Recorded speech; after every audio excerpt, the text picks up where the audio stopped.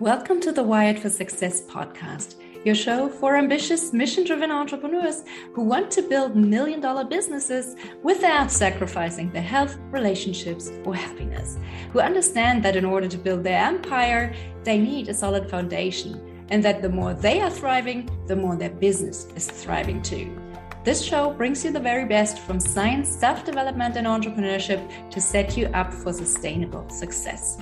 Hi, I'm Claudia Garbutt, the scientist turned mindset and high-performance coach for entrepreneurs, and I help you get wired for success. Hey everyone, and welcome back to a brand new episode of the Wired for Success podcast, where we talk about all things science, self-development, and entrepreneurship that help you get to that next level of success in your life and business. Today, I'm delighted to bring you a new Leaders or Readers Wired for Success book club episode, where I invite nonfiction authors to discuss their latest books from the science, self-development, and entrepreneurship categories. And the author I invited today is Cary Prejean. I hope I pronounced that correctly. Close enough. I tried. Well, he's a business strategist, a CPA, ontological coach, and the author of two powerful books that help those mission-driven entrepreneurs out there. Cary spent over 3 decades helping founders go from overwhelmed and over-involved to building what he calls a well-oiled machine, a business that thrives without them in the weeds. So he works with business owners on mastering business self-sufficiency, visionary development as an ongoing practice, and long-term strategic planning and execution. In today's conversation, we will discuss his book, Optimize, Develop an Operational Strategy to Create a Highly Functional and Effective Organization for Growth. So if you're scaling your business and wondering how to grow without losing yourself in the process, this episode is for you. Welcome, Cary, and thank you so much for being on my show today. Claudia, I'm glad to be here. Thank you so much for having me. Absolutely. I'm looking forward to this. Cary, why did you decide to write this book? So why was this topic so close to your heart? Well, I guess I want to write something that business owners, and again, I've had some non-business owners read the books like, I didn't get it. I know you didn't get it. You're not a business owner. But it's meant to show the business owner how they're seen, I guess, in the eyes of their employees, because an entrepreneur is like maybe 20% of the population, right? Mm-hmm. The other 8% of the people who just want a job and a paycheck for the most part. But entrepreneurs are the ones who see the possibilities where other people see risk and danger. They grab those opportunities, turn them into revenue. They start their own businesses, but they're also very impatient. And you talk to them, I have no patience. I don't have time for that. But they're very much taking action, getting things done, making things happen. But again, with the lack of patience, they're also really bad on follow through. Mm-hmm. So they can get things going, but in terms of building a structure to keep it going, they're not going to be good at that. And a lot of times what they say is, well, just make it happen. Just, they're non-specific. They're not very detail oriented is I guess the point I'm making. I'll just make it up when I get there. That's what I always do. And what happens is they have, they're bringing people in their business and just make it work. Just get it going. Well, they don't have any real ideas down to the detail of what that business owner wants.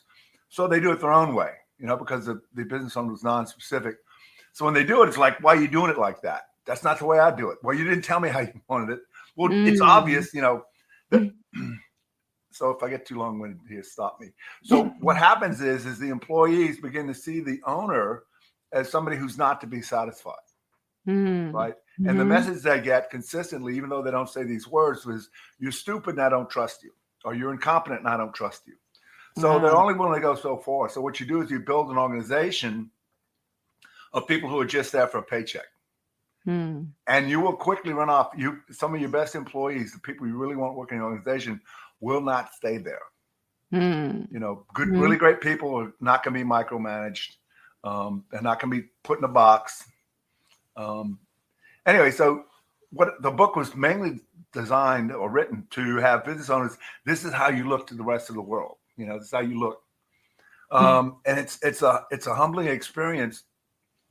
And the reason I want them to see this is how you look is so that you can make the choice to be different, Mm. right? Mm-hmm. And it's all out of this. Okay, it all stems out of this thing of we as human beings look out in the world. We see things, we hear things, we feel, taste, touch, smell, and we think we're getting an objective slice of reality. No, we don't. Well, but that's what most people think, right? They say, well, Right. everybody, I mean, you have eyes, don't you? Can't you see that? And the thing is, it's your interpretation, it's your narrative that's always telling you good, bad, right, wrong, like makes sense, don't make sense, like it, don't like it, agree with it, disagree with it, and all the other assessments you have about the world. So you can have two people in the same event have very different experiences, right? There's no such thing as a quote shared experience. Great example is putting people on a roller coaster. Some people are going to hate it, might even cry.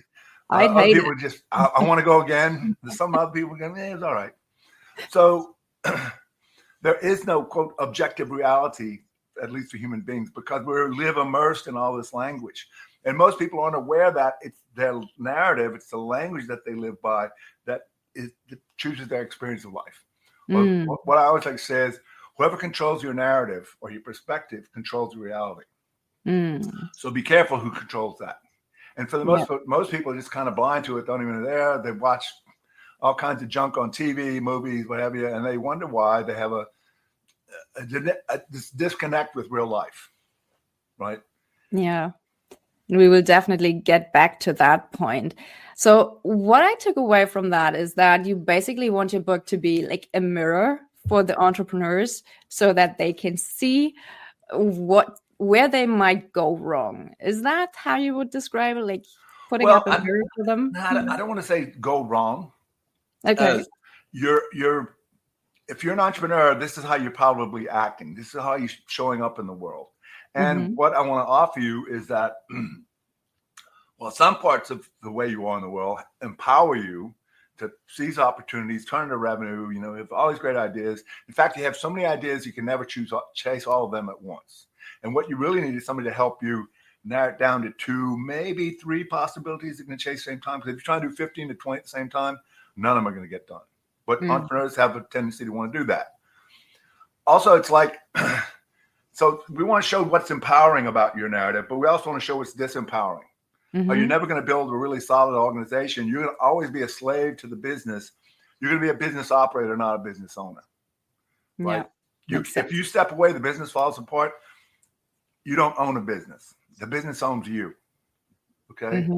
So here's some things to do. Here's some different perspectives that you can learn to adopt, that you'll actually build a better organization, have better employees, people who want to be there because they see part of their vision is part of your bigger vision, right? Yeah. That's what leaders do. That's what leaders do. Leaders have a vision that enrolls other people to follow them. And so that's who you want to be as a business owner, because your skills, the things that make you a great entrepreneur, make you a really bad manager. True. Right? And the fallacy is, well, I started a business, I own the business, I've been here from the beginning, I'm the best person to manage the business. No, your best thing to do for the business is continue being the entrepreneur. Go generate some revenue. Go open up new relationships. Go find new technologies, new possibilities that can be part of the business. Because as the manager, you're going to have to be patient. You're going to have to want repeatable results over and over and over again. Makes them crazy. You're going to have to be good with people, and you're not. You're going to have to want to maintain the status quo. Whereas for an entrepreneur, they want go, go, go, go, go. I want to shift gears, new shiny object. Hey, give me a little chaos every now and then because I really like, juggling chainsaws. Yeah. It's the truth. I mean, you see, I've worked with some entrepreneurs that, man, when it gets chaotic, they're unbelievable. They are kind of like the adrenaline junkies, right? They need the chaos. So that's where they thrive. Now, you have worked with hundreds of entrepreneurs. Is there a common moment when most realize that their business is no longer sustainable on hustle alone? And what typically brings them to that breaking point? Well, they don't all get it. I'll be honest. They don't all get it. Some of them have, I guess, too much ego. They're not willing to admit that maybe they don't see everything. But the ones that do, it's like at some point, there's, the suffering becomes too great. Like there's got to be a different way to do this. I'm working 80 to 100 hours a week, every week, working weekends. I'm missing out on my family. I can't take time off. If I'm not here, the place falls apart. And I'm doing everything I can, and I can't seem to get the business. It's like we're stuck in second gear. I can't get the business to go any bigger than it is. And like, what's wrong here? And what's the problem is they can grow the business as big as where they can manage everything, they can hold everything together, and to grow any bigger would all fall apart because they can't wrap their hands around the whole thing. Yeah, they become the bottlenecks, right? Exactly. And the people that I work best with are the ones who, in our first interview, our first meeting, they say, "Look, we realize we're the bottleneck. We just don't know how not to be." Mm-hmm. Right. The ones that I don't work well with, or I don't work with, period, are the ones like, no, my employees are the problem. I need to come and fix these idiots. Okay. And what they don't get is the culture, the morale, the productivity, whatever you want to say about the business is a direct reflection of the owner. Because as owner, you set the tone for everything, right? Mm-hmm. So if your employees are like constantly causing breakdowns, that's your fault. If your employees don't get it, that's your fault. If your employees are at each other's throats, that's your fault. Mm-hmm. You're the one who has to set the tone. You're the one who has to set the culture. And you're responsible for the overall conversation or the narrative of your business. So if you don't handle the narrative of your business well, you're going to have employees at their throat. You're going to have chronic breakdowns. You're going to have good people leaving. You're going to have high turnover. Yeah, I mean, your book makes such a powerful case that scaling a company requires not just better systems, but a better self. And I couldn't agree more, because I think that mindset and active self-development really are key here. So can you dig into that for us? Well, yeah, we have a saying here in Louisiana. It's hard to remember you came to drain the swamp when you're up to your ass in alligators, right? Yeah. So if you're the business owner and you're sitting there having to, put out fires all day long, it's going to be hard to say, oh, you know what? I need to do some work on myself. I need to transition into a leader and stop being a bad manager and stuff. How do I handle all that? How do I go do that and the business not fall apart? So one of the first things we start working on is what are your critical functions? And let's develop processes for each of them so that you can step away from it. Because right now, what's happened when you see chronic breakdowns, you're either missing a process or you have a process that's dysfunctional. Mm-hmm. And again, what does that mean, dysfunctional? It doesn't function well. And how do I know? Because here's the problem, here's the problem, here's the problem, here's the problem. That process does not function well because it creates all these chronic breakdowns. So you start designing processes and you have the employees design it. Mm-hmm. But the owner's responsibility in designing processes is these are the results I want to see produced consistently. Mm-hmm. That's the problem. Most business owners haven't thought that much. They generally it's like, just make it work. Okay, well, that's fine. If you tell me how to make it work, I'm going to make it work how I think it should work. But if you don't tell me how, in other words, when you make a request, the less specifics, the less details you make in your request, the more you leave open to interpretation. Mm-hmm. Have you ever heard of this example? If you ask 10 people to build a fence, you'll probably get 10 fences, 10 different fences, yeah. Right? But let's just say you were very specific and said, look, I want a fence. I want it 5 feet high. I want it made of wood. I want 4 rails on it. I want a gate every 100 feet. And I want you to paint it white. Mm-hmm. What could be some of the details you've left out? I mean, that sounds fairly detailed to most people. It does. Okay. Well, okay. So I'm going to go build a fence and I'm going to make the gate like 4 feet wide. Mm-hmm. Except here's the problem. The gate's supposed to allow for trucks to pass through. I didn't specify how wide I wanted the gate. Yeah. I went out and used just timber I found out there, whereas the guy wanted treated, say, cypress wood. Mm-hmm. Very hard, lasts a long time. Another breakdown. I didn't say how long I wanted. I didn't say if I wanted to encompass anything. So the more you leave up to interpretation, the less you specify, the more you leave up open to interpretation, and you're not being, quote, satisfied. Mm-hmm. And that's one of the things I really harp on with business owners. I need to know what's going to satisfy you. Okay, so we need to define success, right? Well, you need to define success. What I like to call it is satisfaction. And the equation for satisfaction is it's a matter of enough action. Mm-hmm. So you need to define exactly what is enough action that you're going to be satisfied. If you get all that, I couldn't ask for anything else. I'm totally satisfied. And again, that was a mentor of mine had a conversation with me almost 40 years ago about this whole thing, what he called the secret of life. And he said, it's getting exactly what you want, being ultimately satisfied. And I said, man, that's great. He says, but you know what you have to do before that? I said, what's that? He said, you have to know what you want. Yeah. And that's most people, oh, what do I want? I don't know, just I want more. I want better. I want different. But if you never declare what is satisfaction, like specifically, you will never be satisfied. Mm-hmm. That's why most people walk around with, this isn't it. If only my life were more, better, different, I'd be happy. Like happy is floating around out there and it's going to find them, hopefully. But they never define more. They never define better. They never define more better. Never define any of that. Mm-hmm. So I need to make more money. Okay, here's $10. Happy? It's more. You can specify. I want a different relationship. Okay, so your partner is going to start having extramarital affairs. That's different. Mm. You're not, until you specify exactly what's going to satisfy you, you will never be satisfied. So for the business owner, what I want to get real clear with, you need to take some time, Mr. or Ms. Business Owner, and tell me exactly what you're looking for in terms of what you want your employees to produce and results. Let them design the process to produce that, test it. When it works, get the hell out of the way. Mm-hmm.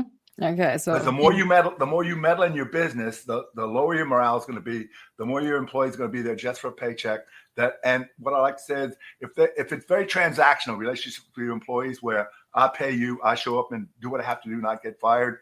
Both sides. Well, let me say it this way: both sides are going to get an exact change. There's no tip, there's no bonus, there's no nothing. I'm here. I'm doing what I got to do to not get fired. You're going to pay me what we agreed to. I'll go home and forget about this place. Okay. So basically, you have some mercenaries. Not true. That's not too far from the truth, I guess. No. So I got from this, be very specific with the end results that you want. Communicate those end results well to your staff.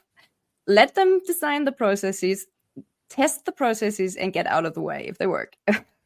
Yeah, that's in other words, that's a way for you to start buying back your time. Mm-hmm. So that now you have time, you can go do some education, get a coach in terms of transforming yourself into being the leader that's going to lead your business to the next level, rather than being a tyrannical boss that trying to, the meetings will continue until morale improves. Yeah, to that point, you said that language really creates culture. So can you give us an example of how a leader's way of speaking maybe even unconsciously created either dysfunction or breakthroughs in a business that you have coached? Absolutely. It's, in other words, one of the things, and a lot of times what I'll start with is some kind of an identity check. If there's some problem with morale, the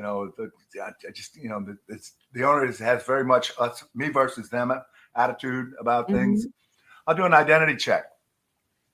And almost in every case, what comes out of all that is he doesn't trust me and he's a bad manager. Right? And so when you tell the owner that, they're like, what do you mean doesn't trust me? I pay him, don't I? Yeah, exactly. You pay him, but it's transactional. What they don't get is that, number one, you don't care about him, because that's where he doesn't trust me comes out. He doesn't care about me. All he cares about his money, his revenue, his company, his wealth, his lifestyle. Doesn't care about me. And that's one of the first elements of trust. Do you care about my concerns like you care about your concerns? Right? Are you sincere? Well, here's the other thing. How do you show you care? Hey, how's your family? Exactly. How are you doing? Do you need anything to do your job better? Do you need some training? Do you need some tool? How's that hobby you with? Do you even have any hobbies?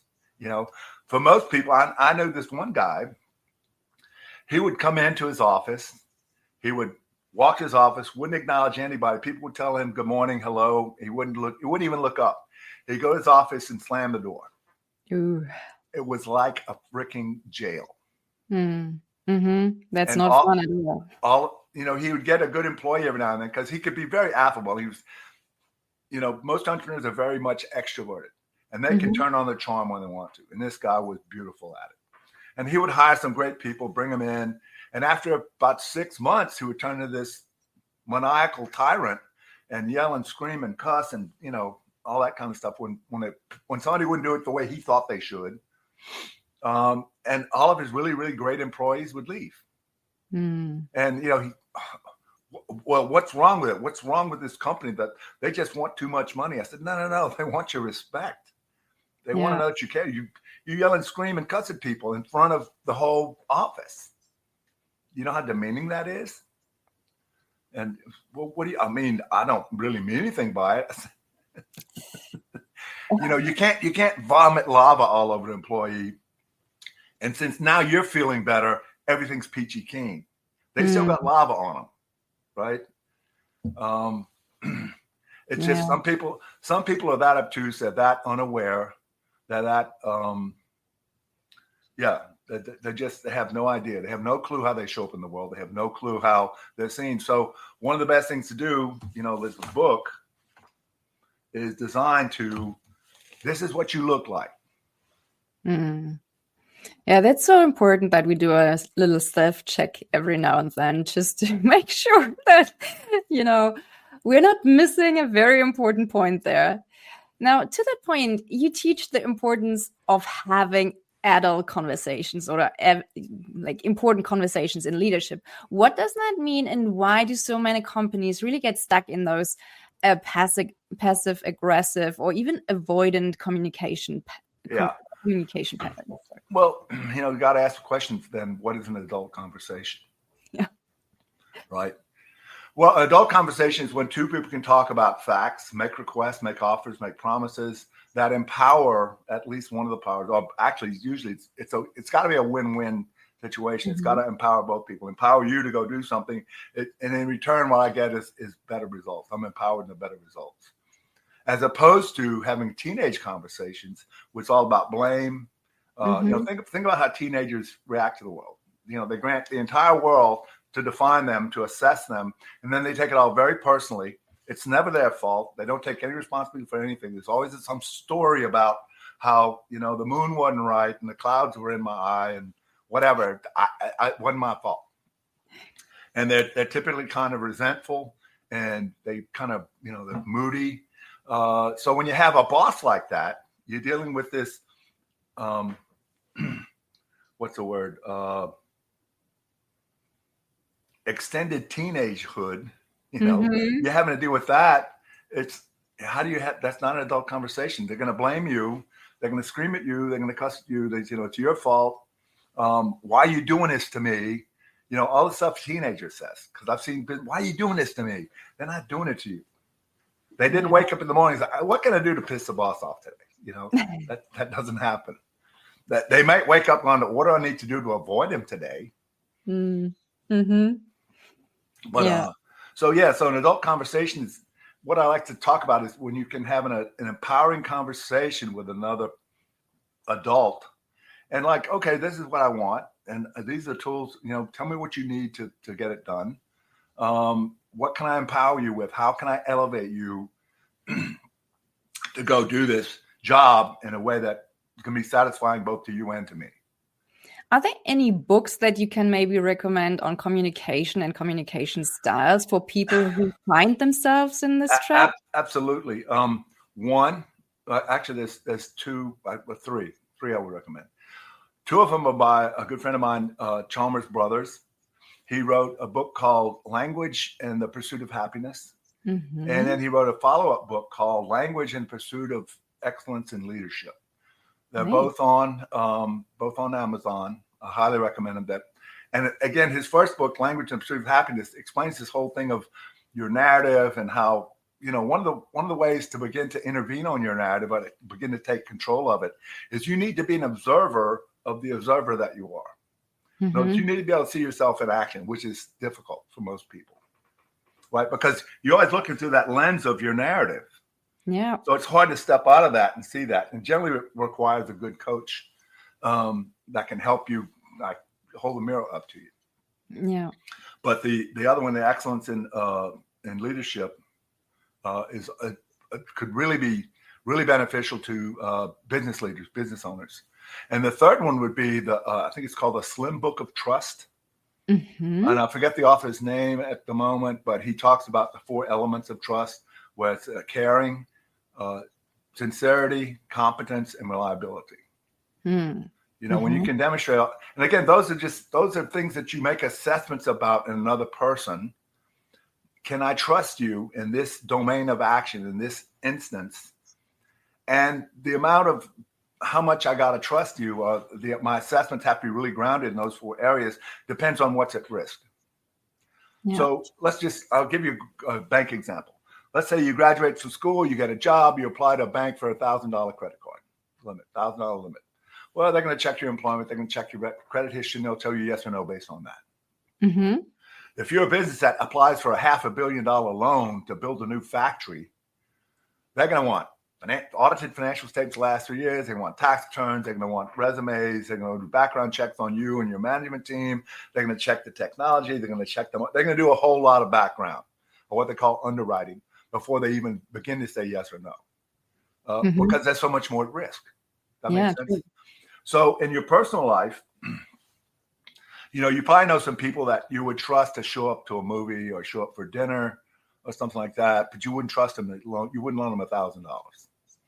Yeah, there are different levels of trust for sure. Well, because it depends on what's at risk, right? And what domain of action. So a domain of like being sociable and showing up for dinner, yeah, I trust them. They're pretty reliable there. They're good company, what have you. But the horrible with money, I would never, if they needed $1,000, I'd give it to them, because loaning it to them would just be a exercise in frustration. There's some people that you would trust to say watch your children or walk your dog, but you wouldn't let them borrow your car. You've seen them drive. Yeah. So the whole thing in business is, what do you trust employees to do?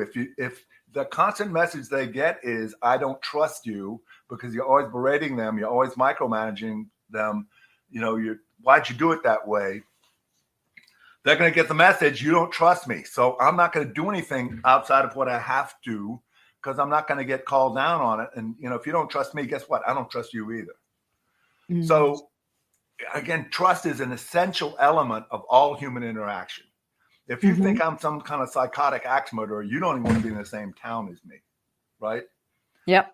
But if you're working in some place, generally it's down to, I trust him to pay me, and I trust the employee to show up and do at least minimal work so I don't have to fire him. And that's it, right? Mm-hmm. So what you really want is you want empowered employees. You want people who are elevated to want to do more, not just do more, but want to do more than their job description.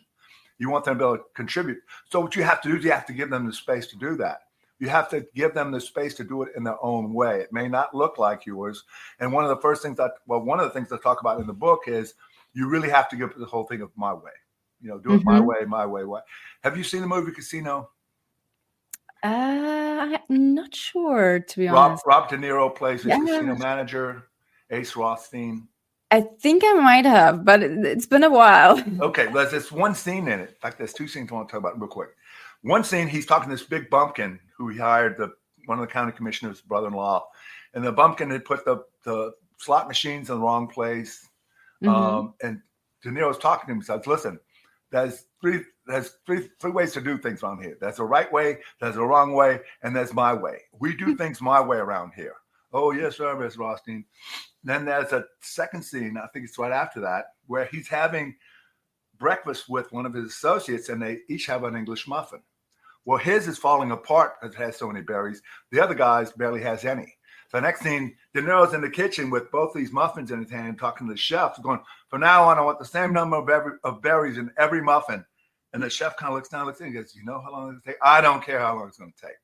And that's why most business owners show up. I don't care what it takes. Do it my way.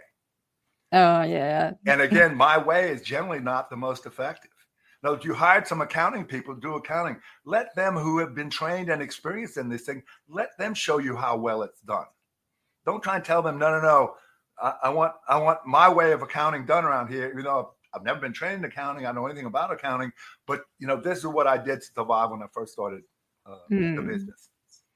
It's also kind of funny, right? That most entrepreneurs started their businesses because they wanted freedom. And then first off, they don't grant that freedom to their employees. And they also build a business that totally consumes them. So it's kind of ironic.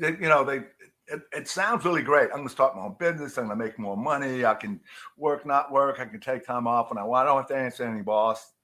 Well, you know, once you really get into it, unless you know how to develop processes and build a team of highly competent people and have trust in the culture, pretty soon you're going to be a slave. Your boss is going to be your business. Yeah. Right? Absolutely. Now, one of your core philosophies is that business owners should really be the visionaries and the revenue generators, not the operators. So what is the first system or delegation that you would recommend to make that shift happen? I always look for, okay, what are all your critical functions? Where's the ones you're having the biggest number of breakdowns in? What is the biggest headache right now? Let's attack that one first. What's the next biggest headache? Let's attack that next. And go down the list. And eventually you get to a point where the business owner can pretty much step away from the business, right? But you still want them to know like what's going on. So one of the things we do is we prepare weekly dashboards. Then we see like what's going on with sales, receivables, payables, inventory, expenses, your taxes being filed and paid. What does your cash projection look like for the next 8 to 10 weeks? A whole bunch of different KPIs, you know, key performance indicators that they can look at and say, okay, everything looks good. Yeah, receivables are fine. Payables are fine. Inventory's not old. Cash projection looks fine. No icebergs coming at us. Sales is on track or better than we're supposed to be. You know, take an hour and look at numbers rather than I've seen. I'm thinking about a bunch of my clients, but this one in particular, he used to spend probably half his time screaming at the accounting team on accounts payable. Okay. Yeah. And again, he's one of the ones I said, your payables process is dysfunctional. He's like, well, you keep saying that. What does that mean? I said, it does not function well. That's what dysfunctional means. He goes, why do you say that? You guys just don't know how to read the numbers. I said, oh, that's right. The accountants don't know how to read numbers. But you, Mr. Business Owner, you know how to read numbers better than the accounting team. He said, why do you keep saying it's dysfunctional? I said, it does not function well. How many breakdowns do you have in payables every day? All the time. I said, that's dysfunctional. I said, who developed the accounts payable system, the process? I did. Gee, I don't know how that doesn't work really well. And tell me about your vast experience in developing accounts payable processes. Well, this is the only one. Yeah, I know. And that's why it's dysfunctional. That's why you keep having all these problems. Let me help you design an accounts payable process that will work, that will free you up. So now, almost 3 years later, he spends maybe an hour, generally about a half an hour. He gets a weekly recommend to be paid list, and most of it's paid by ACH. So he says, okay, the accounting team goes into the bank website, sets up the ACH. The next day he approves it and sends it. You know, or they pay by credit card. So now instead of spending 20 or 30 hours a week in accounts payable, he's spending a half an hour to an hour one evening a week. That does sound so much better. So same thing. I help people increase their revenue, increase their profits. So one of the things that, you're wasting your time with this payables thing. You're a great visionary. You need to go be doing that. That's your greatest value to this company. So going back 3 years ago, July of 22, when I first started with him, the revenue was like at 5.8 million. Last year, revenue was at 12.6 million. Nice. This year, the budget was for right at 16 million. They're on track to hit 2021. Wow. Why? Because he's not spending half his time screwing around with accounts payable. The other half of his time he's in the warehouse screaming at the people in the warehouse. Oh, well, that's the next now thing. We have a warehouse manager who keeps things running in the warehouse. They've basically tripled their business. It used to be 70 orders in a day was like a big day for the warehouse to get out. Now they're having a lot of days over 200 orders, and they're keeping up with everything. Wow. But it took getting him out of the way. What's really nice, though, he's a wonderful guy. I don't want anybody to take anything negative about it. He's a wonderful guy. I consider him a good friend. And but it took getting him out of the way. And what was wonderful about working with him was from the beginning, he said, look, I realize I'm the bottleneck. I just don't know how to get out of my own way. Mm-hmm. But again, because he's an entrepreneur, entrepreneurs tend to be very dominant. In my way, it's hard to get him to pry his fingers loose on things like, well, no, this is my way. I know it's your way. It doesn't work. Yeah, it's hard to give up this control. Absolutely. Again, it's a whole thing of trust, right? Mm-hmm. They start this business, they grow this business. It's like a baby. Yep. I'm not going to turn over my baby to some employee I think doesn't really give a rat's ass about this company. They're not going to take care of it like I am. Why would I do that?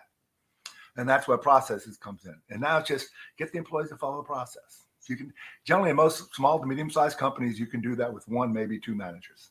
Just follow the process. Just follow. Something goes wrong, but you're following the process. Oh, is the process broken down? Do we need to upgrade the process? Have things changed? And they do. Well, now we need an updated process. Or were you not following the process? Okay, go back and follow the process. The reason you get consistent McDonald's hamburgers is because they have a process on how to build these things, right? Mm-hmm. And again, McDonald's has billions and billions served on their logo, on their golden arches. They're not saying we're the best burgers in town, because they're not. They're saying we're very consistent. The hamburger you get in South Louisiana is the same hamburger you get in New York City, the same hamburger you're going to get in Abu Dhabi. Yeah. That's consistency, for sure. Yeah. That's what they're saying. I mean, they never claimed to be the best, did they? I've never heard a McDonald's commercial, any of these fast food restaurants say we're the best. No. Well, Wendy's a little bit. Wendy's saying that their patties are fresh, never frozen, or whatever it was. But most of these things don't say. They talk about speed. They talk about ease of drive-through. All these things on the menu you can get. Convenience. Yeah, that's what it is.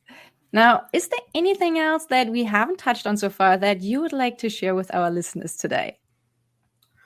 Well, the big one that I really like to people in general is this whole thing of satisfaction. Take some time to really reflect on what it is you'd like to get out of life. Not only get out of life, but what is it you want to contribute to life? You don't want to just be some mindless 9-to-5 slug that worked for 40 hours and then sat on the couch and drank beer till you died. Well, hopefully you're not. But, what do you want your contribution to the world to be? What do you want people to say about you after you're gone? Or what do you want people to say about you when you're not around? Yeah, that's a good one. And what is it? Look at the different aspects of your life. If you could have them be perfect, what would it look like? Mm-hmm. What things are there now that wouldn't be there? What things that are missing now that would be there? Or how would you alter some things? What you need to begin to declare some satisfaction so you can achieve some satisfaction in life. It's way better than this American thing of happy. Where it's even in the Declaration of Independence, the pursuit of happiness. Happy is a fleeting emotion that comes and goes all day. But I tell you what, if you're really satisfied, you're going to be happy a lot. Yeah. You want to be able to live in moods of ambition, gratitude, peace, joy, rather than most of these people walking around, if only my life went better, different, I'd be happy. They tend to live in moods of resentment and resignation. Both have at their foundation the conversation of, this is happening, it's negative, there's nothing I can do about it. Mm-hmm. And when there's nothing you can do about it, what are you going to do? Nothing. Right. So your horizon of possibilities, the horizon of possible actions is about this big. Mostly what's available is you're going to make up a story about how you're a victim, which gets you nowhere. Yeah, I think that's a wonderful journaling exercise, just defining what your ideal day looks like, your ideal life looks like, and really writing those things down, because just thinking about them in your head, you tend to forget stuff. You tend to be not as detailed, right? So really writing them down, I think, makes a lot of sense. Yeah. That's something that I've practiced over the years. Again, writing it down so you go back and refer to it, And what's interesting is the whole thing of satisfaction is it's like a journey, right? You're not going to find out exactly what you want now for the rest of your life. But it's going to evolve over time.